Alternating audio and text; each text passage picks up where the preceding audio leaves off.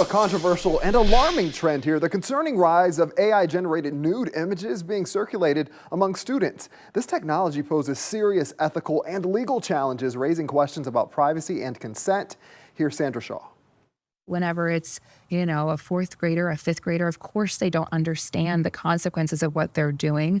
They probably weren't even aware that it was a crime. Attorney Stephanie Cagnett-Myron is on a mission. She is a voice for victims. It is a felony to create a private sexual image of another person.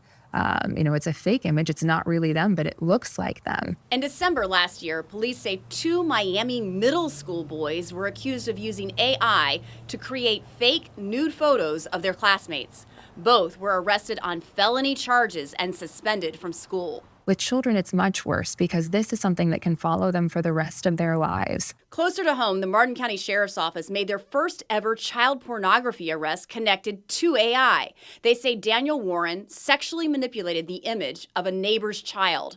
Warren was charged with multiple counts of child pornography and video voyeurism. What he does, he takes the face of a child and then he sexualizes that, removes the clothing and poses the child and engages them in certain sexual activity, and that's the images that he's making with this AI. Myron says it's difficult to get these photos off the internet.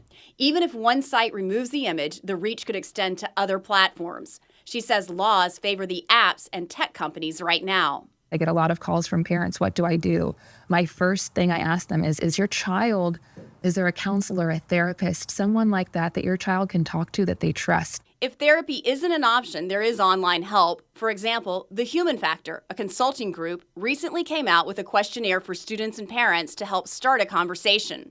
Either way, this new era of technology is presenting new challenges for students, parents, and teachers. There should be, some type of liability there. If they know that their app is specifically targeting youth in this way, well, then there should be some accountability, but we're not there yet.